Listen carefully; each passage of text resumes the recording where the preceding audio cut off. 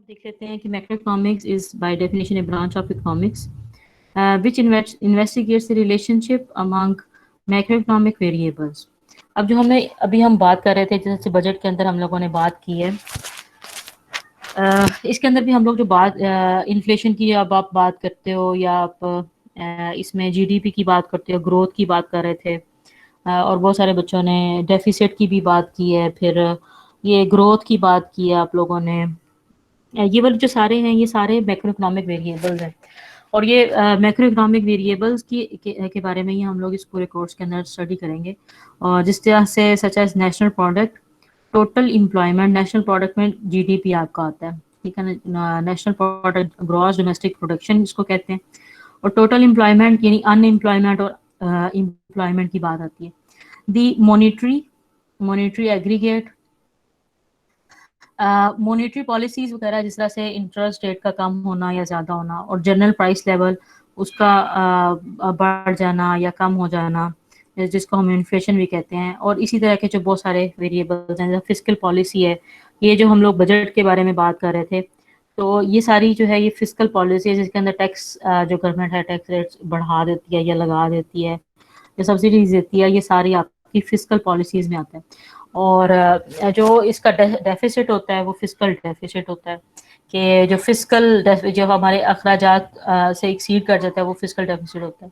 तो ये सारा जो है असल में पूरे का पूरा कोर्स ही हम लोगों का इन वेरिएबल्स को अंडरस्टैंड करना है। इन ये वेरिएबल्स क्या होते हैं और मैक्रो इकोनॉमिक वेरिएबल्स, और ये कैसे पूरी इकोनॉमी के अंदर रूट करते हैं, और ये इनकी मेजरमेंट कैसे होती है, गवर्नमेंट उनको कैसे देखती है, गवर्नमेंट कहाँ कहाँ पे किन किन चीज़ों को मॉनिटर करती है, उसका रोल क्या है पूरी इकोनॉमी के अंदर। तो ये micro economics it is contrasted with micro economics which describes optimising the scene of individual economic agents. यानी माइक्रो आप लोगों ने पढ़ी है, वो आप लोगों ने माइक्रो इकोनॉमिक एजेंट्स का यानी कि इंडिविजुअल लेवल के, उनके बारे में आप लोगों ने स्टडी किया है अभी तक। अब ये बात करेंगे एग्रीगेट लेवल पे, जिसमें हम लोग 21 करोड़ आवाम की बात कर रहे हैं जैसे, और पूरे नेशन लेवल पे, नेशनल लेवल पे जब हम लोग कोई भी वेरिएबल को डिस्कस करते हैं वो हम लोग मैक्रो इकोनॉमिक उसको कहते हैं। और जैसे हम लोग पहले बात करते रहे माइक्रो के अंदर एक फर्म की, जैसा से कोई एक लेदर फर्म है जैसे कोई बनाती है, या कोई भी एक प्रोडक्ट को मैन्युफैक्चर करती है, कोई एक फर्म की बात होती थी, कोई एक फर्म से रिलेटेड कोई बात होती थी। तो अब जो बात होगी मैक्रो के अंदर, ये असल में बात होगी पूरी इंडस्ट्री की। अगर हम लोग पहले लेदर की एक फर्म की बात करते तो अब लेदर इंडस्ट्री की बात करेंगे, हम लोग टेक्सटाइल इंडस्ट्री की बात करेंगे, स्पोर्ट्स इंडस्ट्री पूरी की पूरी जिसके अंदर 100+ फर्म्स या ऑर्गेनाइजेशंस काम कर रही होती हैं, उनकी बात करेंगे। तो मैक्रो इकोनॉमिक लेवल मतलब जो एक बड़ा लेवल है, मैक्रो बड़ा, उसमें हम लोग ये इंडिविजुअल के अलावा हम लोग एक पूरे का पूरा एग्रीगेट यानी कि उनको सम अप करके कि इस इंडस्ट्री का क्या क्या रोल है, इस इंडस्ट्री का पूरा रोल। इंडस्ट्री के अंदर बहुत सारी ऑर्गेनाइजेशंस होती हैं, बहुत सारी फर्म्स होती हैं जो काम करती हैं, एक इंडस्ट्री को बनाती हैं। या टेक्सटाइल के अंदर 100+ ऑर्गेनाइजेशंस या उससे भी ज़्यादा होंगी पाकिस्तान के अंदर, तो काम कर रही हैं। अपना छोटे छोटे यूनिट्स होंगे, बड़े बड़े यूनिट्स होंगे, कुछ वीविंग की होंगी, कोई स्टिचिंग की होंगी, कोई उसको बना रही होंगी।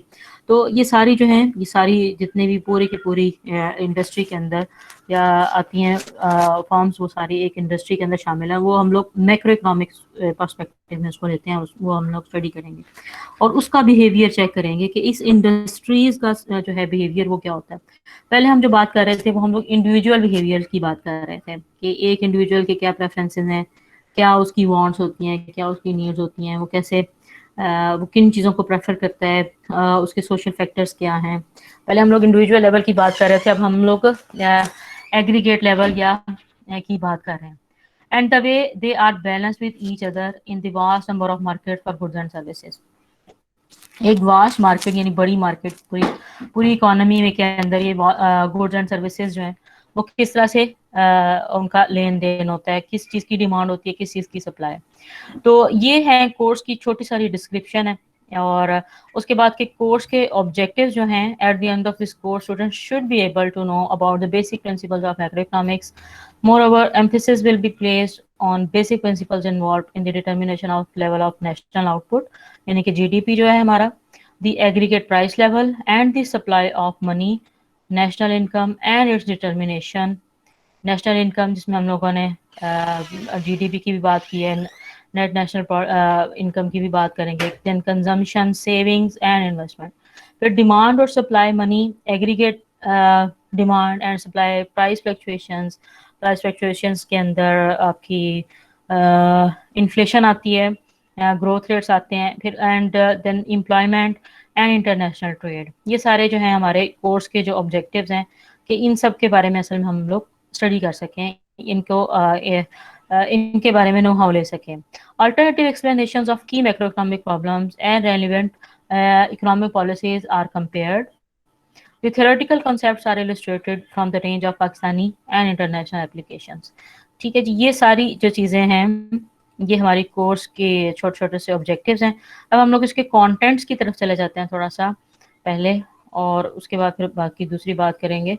इसमें कंटेंट्स में हम लोग 10 प्रिंसिपल्स ऑफ इकोनॉमिक्स, ये वैसे तो बहुत सारे प्रिंसिपल्स हैं इकोनॉमिक्स के, लेकिन 10 बेसिक प्रिंसिपल्स जिनके ऊपर पूरी इकोनॉमी बेस कर रही है हम लोगों की, और या किसी भी कंट्री की इकोनॉमी बेस कर रही होती है, तो उसके कुछ प्रिंसिपल्स हैं.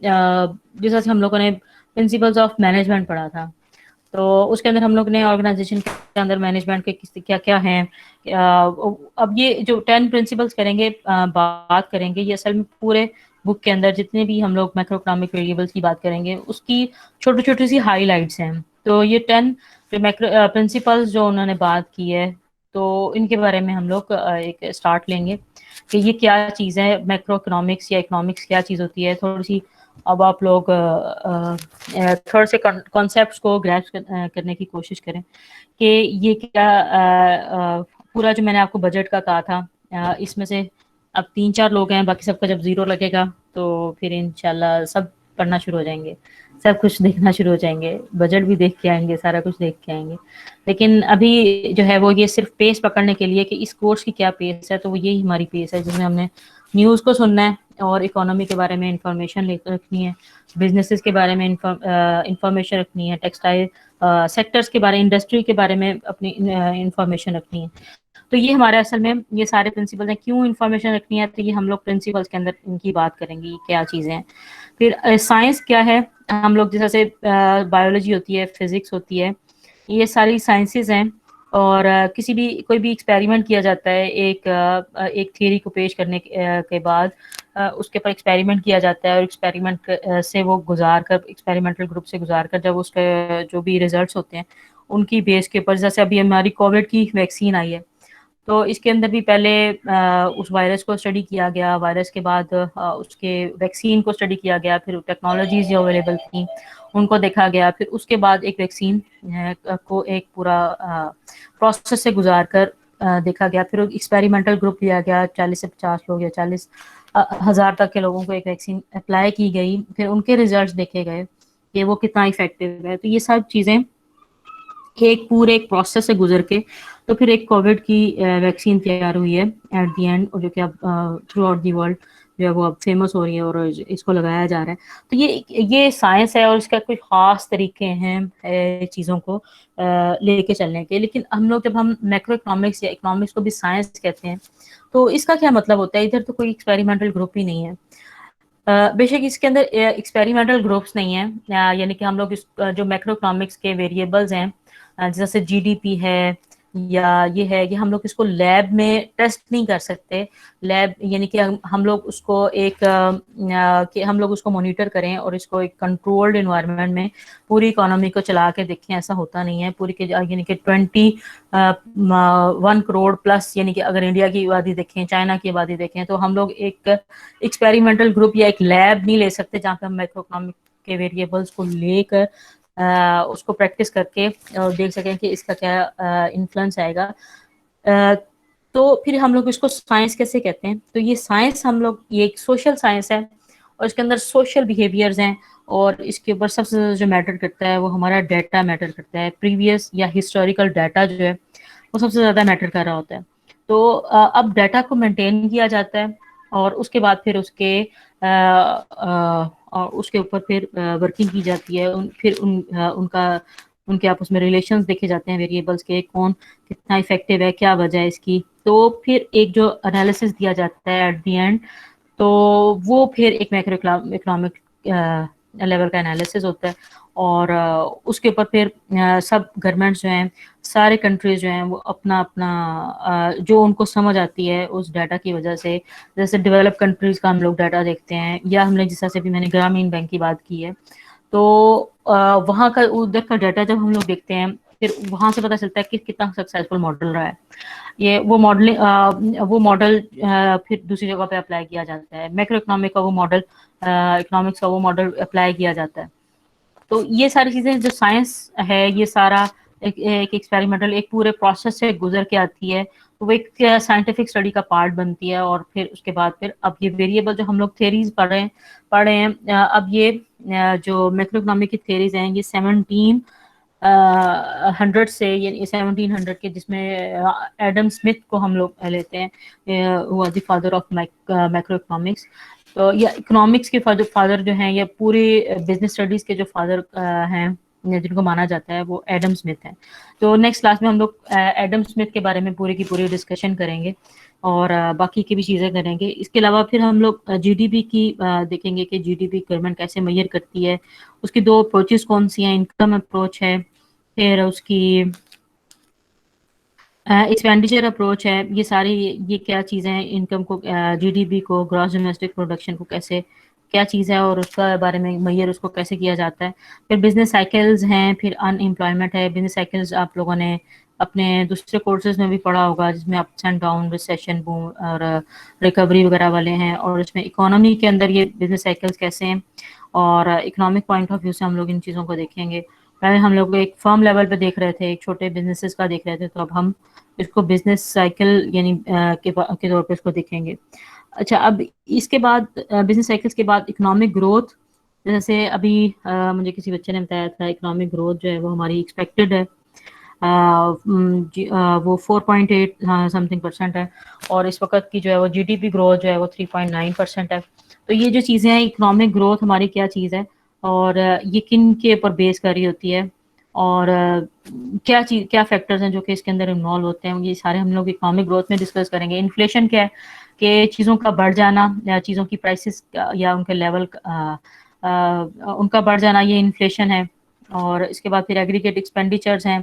ایگریگیٹ ایکسپینڈیچرز مطلب کہ پوری نیشن جس طرح سے ایکسپینڈ کرنا چاہتی ہے. ابھی جس طرح سے حسنین کو میرے حال میں گاڑیوں کا بہت شوق ہے, سید حسنین نے بھی بات کی کہ ایگریگیٹ کہ لوگوں کا جو ڈیمانڈ ہے, ایگریگیٹ ڈیمانڈ یعنی زیادہ تر لوگوں کی جس کے اوپر وہ فوکس کر رہتے ہیں. جیسے بجٹ کی اگر ہم لوگ بات کرتے ہیں, تو بہت سارے لوگوں نے اگر آپ کسی بھی لے مین سے بھی پوچھ لو گے نا کہ بجٹ میں کیا ہوا, تو وہ اس کو یہ ضرور پتا ہوگا کہ گاڑیوں کی جو ہے نا 850 والی سے 850 cc سے کم والی, اس کے اوپر کم ہو گیا. یعنی اتنی خوشی ہے سب لوگوں کے اندر.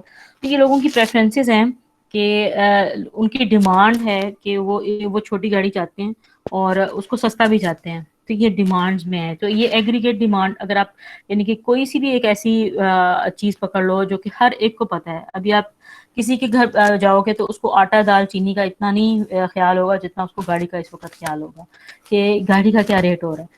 تو یہ پریفرنسز ہیں. تو پریفرنسز ہیں کہ آپ لوگ کہ ان کو چیزوں کی کیسے, اس کو ویلیو کتنا کرتے ہو.